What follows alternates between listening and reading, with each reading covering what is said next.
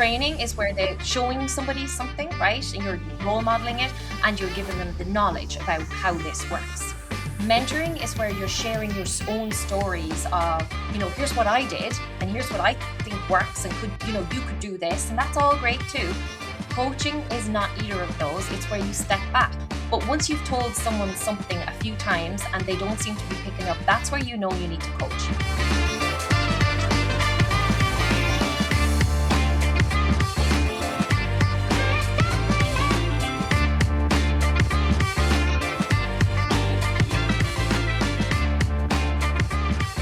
Hello and welcome to the next episode of Lean Solutions Podcast, where we talk about all things lean and continuous improvement.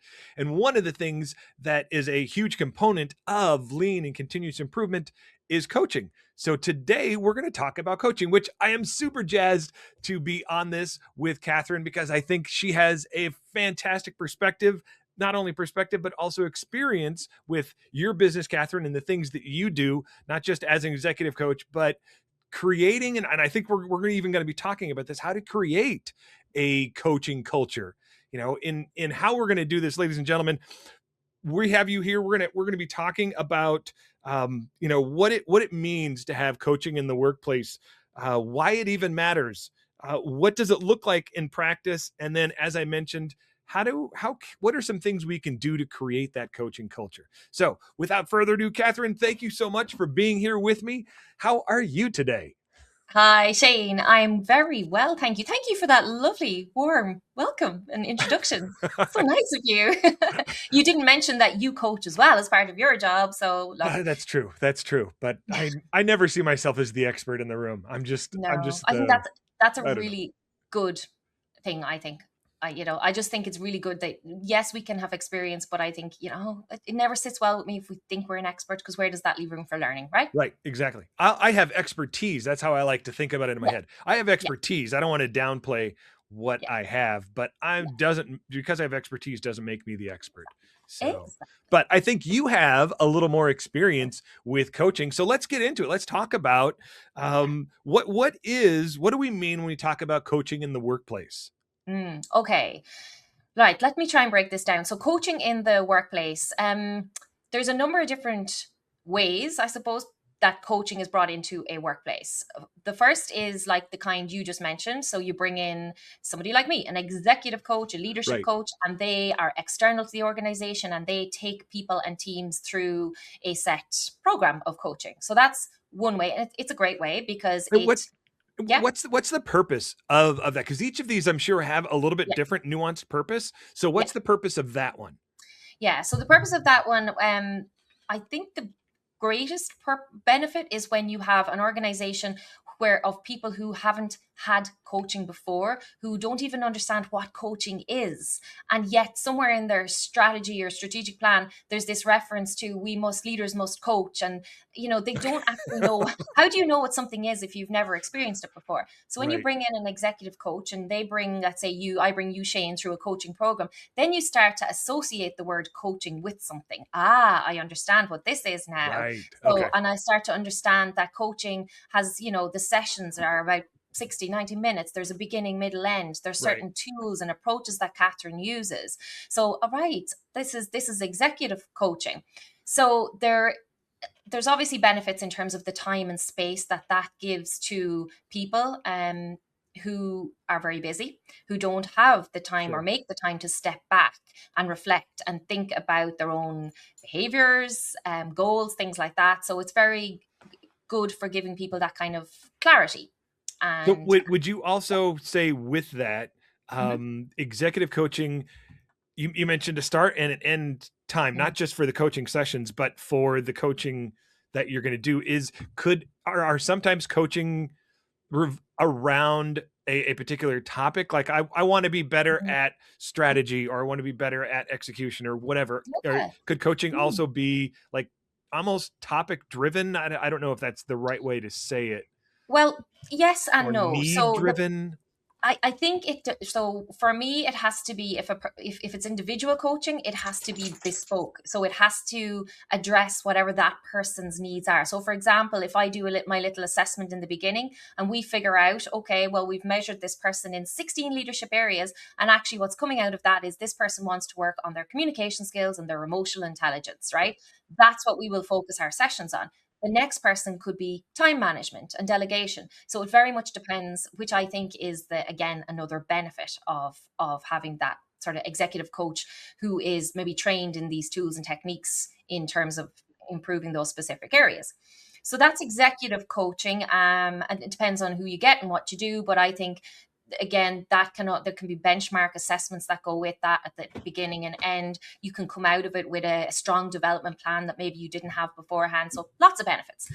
The other type of coaching is more in-house coaching. So we're going to talk about coaching culture in a little bit, which I think has to be one of the goals of bringing an executive coach in, is actually not just this once off, but to develop an actual coaching culture in your organization. But the only way you can do that is really for the coach to coach the leader to be able to coach others. So what you want is this ripple effect in the organization where the executive coach comes in, coaches the leader then starts to coach their teams, and they start to coach whoever reports to them. Right. So that is the goal. And I think it's really important then for the leaders who are attending whatever kind of coaching they have themselves, for that coaching to also be focused on, okay, well, how do you interact with your teams? How do you coach? And for a little bit of that to come in for any leader who's going through any sort of executive coaching program. That's what they should be taking away here.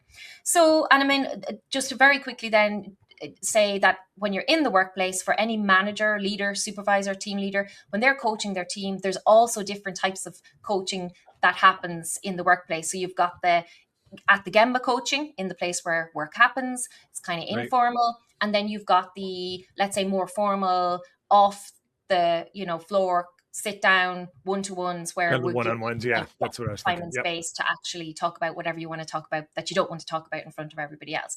Right. So that's kind of what we mean about coaching. You'll hear other forms of kata coaching and lots of different, but that's, I suppose, something that you have to, for every organization to look into, decide what's right for us right now. So why is it important? Why is coaching? I mean, it's a buzzword out there. It seems like there's business coaches galore, but why are there business coaches galore?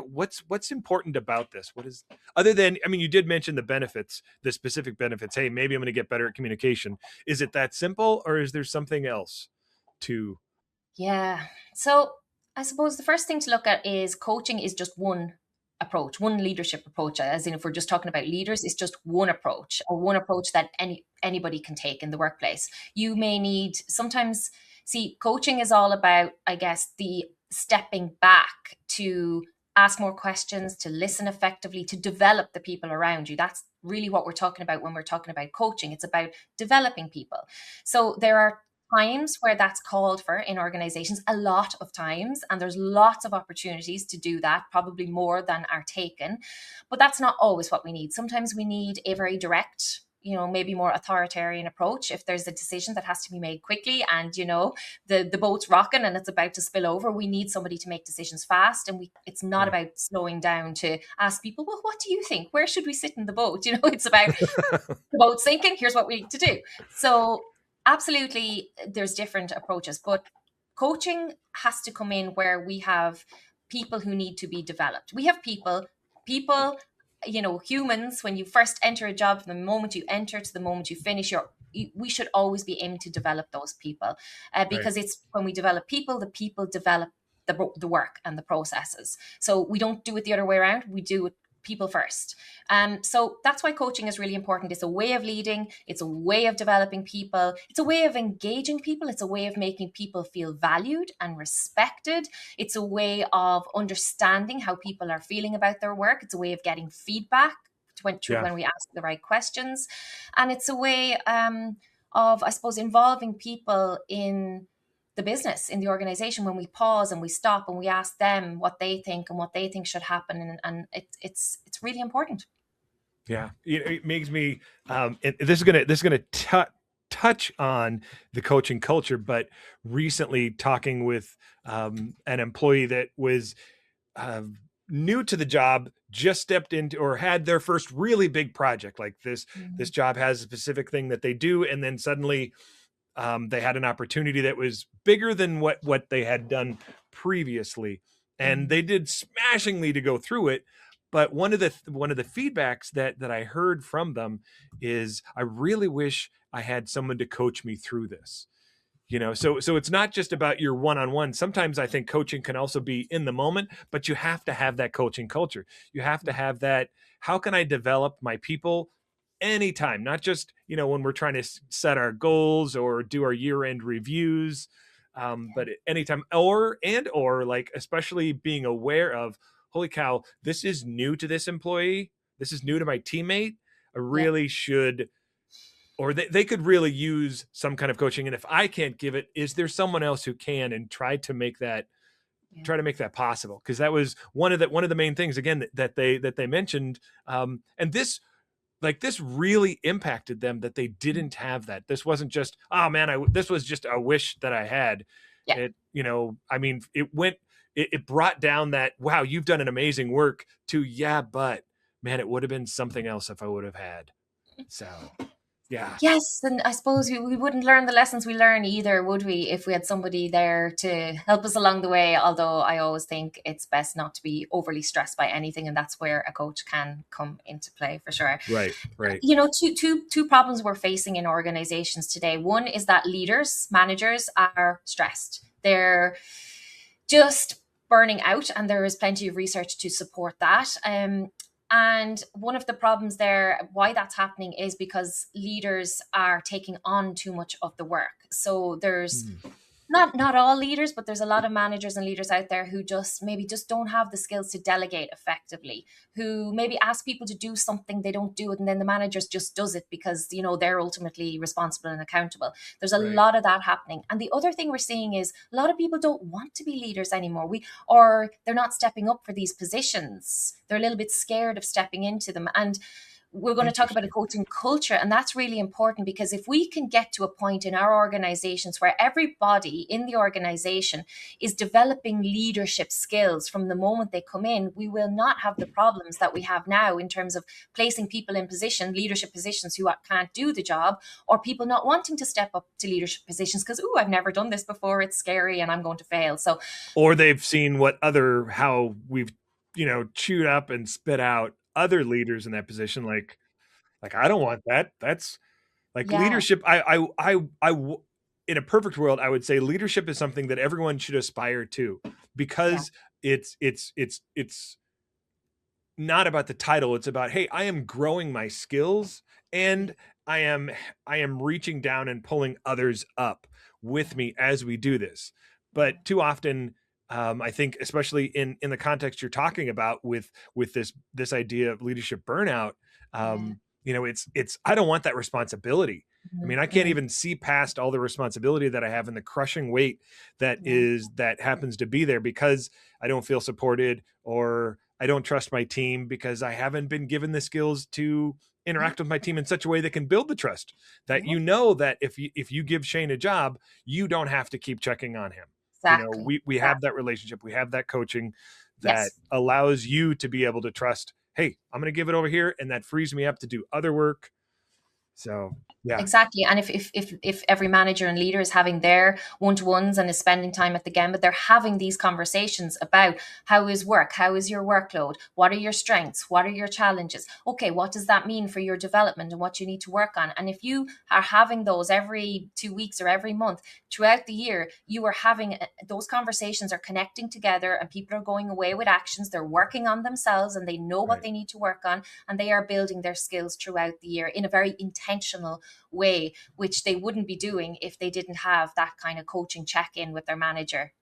So it takes a while for all of this to come together into what we call a coaching culture, where everybody understands what coaching means in their organization, because it can be different in different organizations. Sure. But every organization should know, what does coaching mean in our organization, and what does that mean for specific roles, who does what, and what it should result in is everybody in the organization understanding what it means to coach, but the skills that are required to coach. And it means that they are working on those skills as well. So it's just coaches the person coaches the next person, but it's all about how you lead yourself and how you work with other people. And you don't have to be a formal leader to do that either. So right. So you've kind of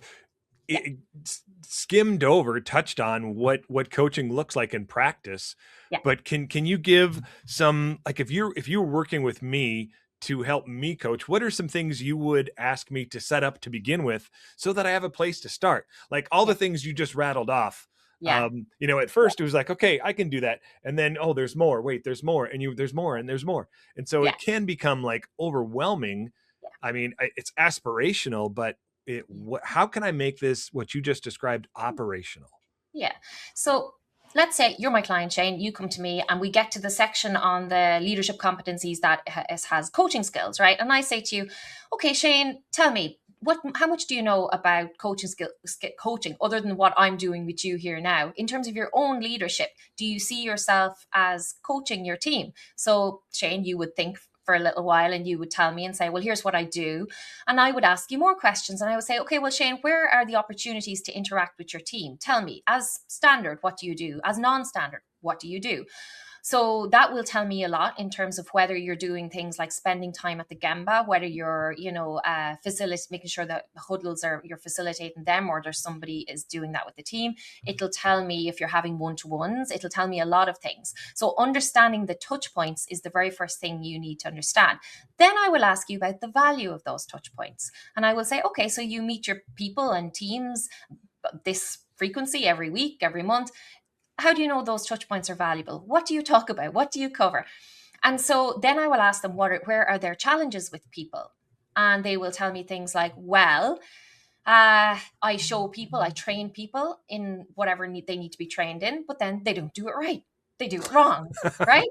And I'm like, okay. And they say, I mean, I've done everything that you've said. I gave them the SOP. I talked to them about it. Yeah. So this is where we start then to bring in coaching skills, and we talk about the importance of this ask and listen approach. And this is where most people will turn around to me and they will then start to see that what they've been doing is either training or it's mentoring, but it's not coaching. Training is where showing somebody something, right? Okay. And you're role modeling it and you're giving them the knowledge about how this works. Okay. Mentoring is where you're sharing your own stories of, here's what I did and here's what I think works and you could do this, and that's all great too. Coaching is not either of those. It's where you step back. And once you do need to do a certain amount of training first, but once you've told someone something a few times and they don't seem to be picking up, that's where you need to coach. You need to step back. And when you meet that person and they have, wired the plug wrong, even though you've showed them how to do it 3 times, you need to say, okay, come over here. Let's look at this together. So do you see an issue? First of all, do you see an issue? If they say no, okay, we have to start at the very beginning. Okay, do you remember your training? Here's what we said is the right way to do this, the standard operating procedure. If they say, well, actually, I can see that's not right, you're simply going, okay, let's talk about how that happened, why that happened. What do you think went wrong? And then you're figuring out through this is a bit like the scientific kata coaching that we hear. Right, that's what it sounds like, yeah. And it's about that scientific approach to, okay, so we understand the steps in the process, you follow the steps in the process, but actually you're saying when you got to this point, either you didn't follow the step or you did the step and the step is wrong, or we're trying to figure out exactly what happened to lead to this end result. And at the end of the conversation, there's an agreement on something went wrong, we understand why, and we understand what has to happen, what you're going to do or what I'm going to do for this problem to be fixed. So that is kind of, I suppose, coaching in practice. And that is often how I teach it. And in my coaching sessions, there is a little bit of knowledge sharing about coaching in there for a person to understand what coaching looks like in terms of your own habits and behaviors. And a lot of it is based on, give me an example of something that's going right for you or wrong for you, and let's talk about how you handle that. Let's talk about how it could be handled differently in order for you to coach effectively there. Okay. So how I put some of that together in my head, in regard to operationalizing this, where are the opportunities, asking this question, where are your opportunities to engage with your people? Yeah. How are those how valuable are those opportunities? And then you said something else and I kind of missed it. But we got into some of the coaching skills. What are the coaching skills? Like, okay, what are your opportunities? How valuable are those? Capitalize on those opportunities. Which ones can you capitalize to really get into the coaching? And then we can see, are there deficiencies in my coaching skills? Then talking about the model of, ask and listen, kind of that scientific method, structured problem solving, however you want to approach it, walking them step by step through it with a, hey, what do you see? What do you think? Oh, what could we do better? And then ending with collaborating on an action that is going to, a rectifying action or whatever it is, correcting action, or, I mean, maybe it's not something that's done wrong. It's just a problem we have, but we're collaborating on, hey, this is how we're going to try to approach that. How. And this is where you bring in the kind of lean thinking as well behind, PDCA or PDCA, whichever you use. If I'm with a team and I'm coaching a team, or I'm coaching a leader who's coaching a team, and we talk about that leader or manager tells me, I really want my team to come up with more ideas for improvement, and I want to, see those improvements through, and I want our team to make, get somewhere this year when it comes to change and improvement. I will then bring in the PDCA cycle and we will go through that. And I will say, look, they're very simple coaching structures like PDCA that you can use with your teams or with individuals when it comes to trying to advance in anything in the business. So you make your plan, there's certain questions you have to cover off and topics you have to cover when it comes to planning. There's a certain way to do that. So we cover that. Then it's a case, okay, you go off, you make your commitments, they do the work, you come back.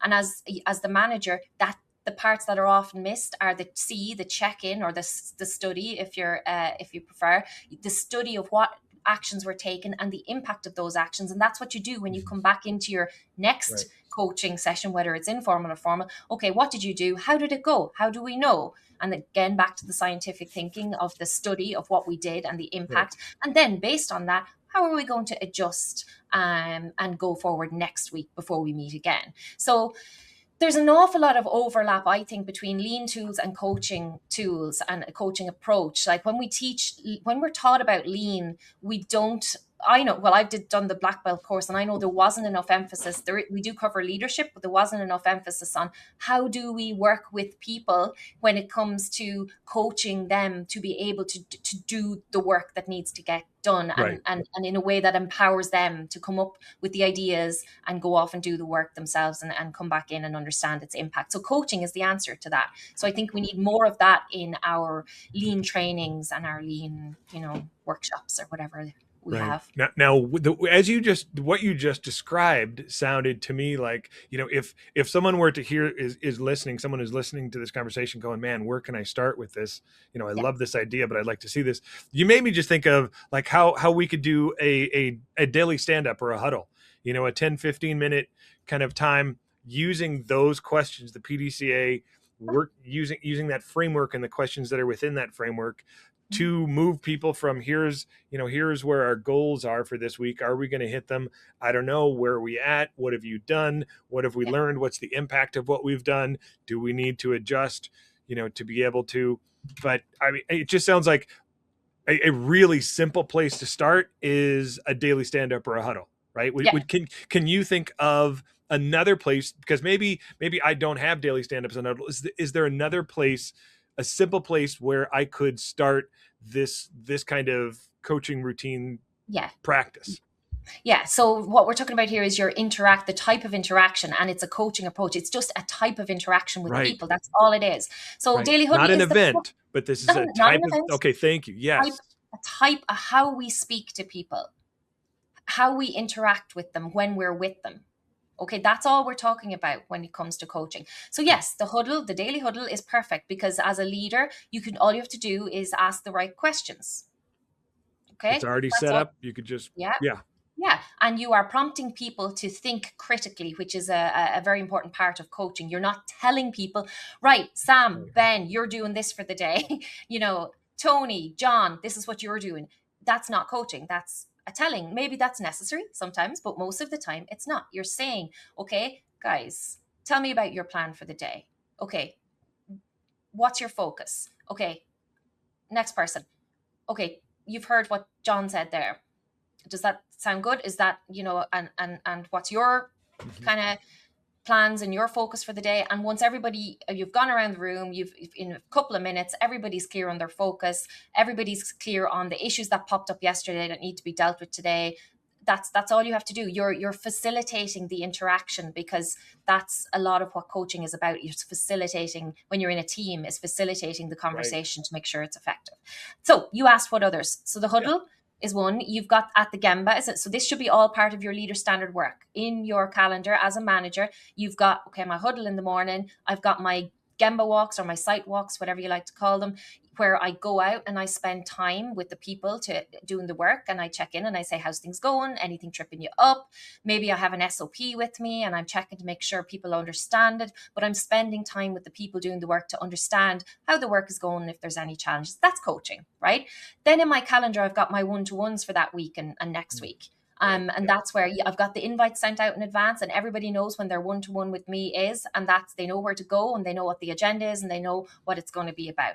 There's 3 examples. You've also got team meetings this is where team coaching applies, where you bring in your kind of facilitation skills as well as your coaching skills. And I suppose they'd be the main. There's obviously, every company has its own structure, and you can use coaching skills right throughout, whether it's mini moments throughout the day when somebody comes to you with a problem, and you have, just take that pause to step back and to kind of go, okay, tell me more. Let me understand. Right. Rather than, if it's a problem, rather than jumping to respond and going, oh no, you're kidding me. Don't tell me that. You're trying to stop yourself having that response. You're trying to, I suppose, develop that coaching approach where you just take a breath, you ask questions to understand it, and you ask the person questions to prompt them to think critically, to understand, okay, what happened? Why did it happen? Let's get all the information we need. Let's decide together what we need to do. Big difference. Yeah. So what I love about how you're describing this, and how it just kind of fleshed itself out there, a minute or two ago, is to demystify coaching in understanding that coaching is just a way to interact with people. Yeah. That's just how we interact. It's not a magic cape you have to put on. It's not a bazillion courses that you have to take. Coaching is just a method of interacting with people that can tend to, especially with lean, can because lean is so much about focusing on the people, not just productivity, yes, but also the people part of things. So you have given us, you kind of cast a vision, as we're going to wrap up here, a vision for what a coaching culture can be.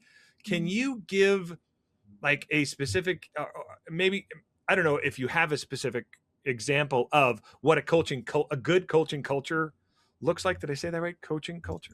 Coaching culture, yeah. I would always say to start simple to begin with. So in year 1, if I'm working with a company, I tend to work long term for a number of years with companies, because this doesn't happen overnight. So in year 1, let's say our coaching culture is that every manager has time in their schedule to visit the Gemba every single day, and they have a understanding of what that looks like to be effective.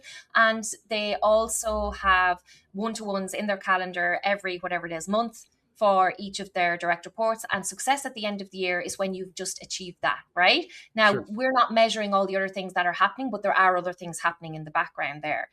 In the second year, we go a little bit further, and we continue to develop leader, because in the first year, that might include some executive coaching for leaders as well who don't know how to coach, right? So in year 2, we've moved on, and we're going a little bit more advanced then into getting feedback from the people who are receiving receiving coaching to understand what's working well, what isn't working well in our coaching approach. We're doing 360s probably, which are psychometric reviews to get really specific feedback on each leader's coaching skills. And from that, we're designing training and coaching in a lot more of a specific way to build specific skills that we figured are missing after year one. So yeah, there's what we want is for leaders to be coaching, and what we want is for the people who are non-formal leaders to also be able to coach their peers. A new person starts, they're able to coach them. It doesn't have to fall on the leader's shoulders to take this new person and train them in. Anybody can take a person once they have the technical skill, have the skills to actually train them in really well. So that's kind of a thing we're looking for. I love that. I love that. As I saw it, like the first phase, and I appreciate that you gave a time frame, because some people may think coaching is just, hey, we're just do it for 3 months and we're good.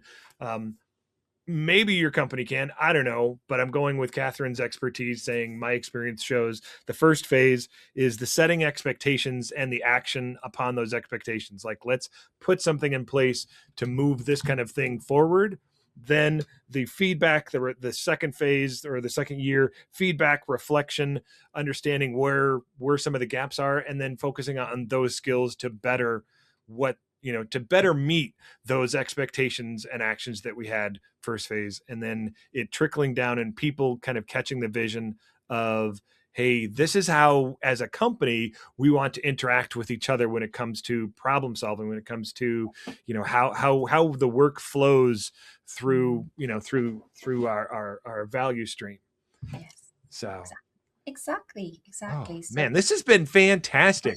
Catherine, thank you so much for sharing your experiences and your expertise with this. I am, there's some great things here. I thought I had an idea of coaching. And I, it was an idea, but this has so much more. So this has been fantastic. Is there anything that you would want, last things you'd want to share, and then you can send us off? I think I've said a lot there in 30 minutes. If you're wondering where to start, just get together, get your senior leadership team together, figure out what you have and what you don't have in terms of coaching, figure out if you need external support or if you don't, but don't just bring in somebody to go through a program. Put together a 1, 2, 3 year plan for this. Don't just try the once off, because that's what everybody does and it doesn't work. Have a 3-year plan for a coaching culture. That's what I would say. Yeah, thank you. And thanks, ladies and gentlemen, for listening again. If you found some things valuable in here, please write them down. Let us know. We would love to hear your comments, either when we post this on LinkedIn or in YouTube or in your favorite podcast platform. We'd love to hear anything, to know that this doesn't go into the void, but that this lands and brings some kind of benefit to you. But also, if you are enjoying our podcast here, was this season 5? Is that what we're into? Yeah, we are. Holy catfish. Like that's awesome. If you're enjoying it, please share it with friends. Talk about it. Let other people know that there's some value in listening to us ramble on about the things, or when we have guests. Yes. Or if you have guests. Yes. One last thing. If you have some guests that you would like to have, some people that you have heard before that you think would have something great to speak into our community, please let us know, because we're always looking for more people to be able to interview and to learn from. So thanks so much for joining us. Have yourself a great day.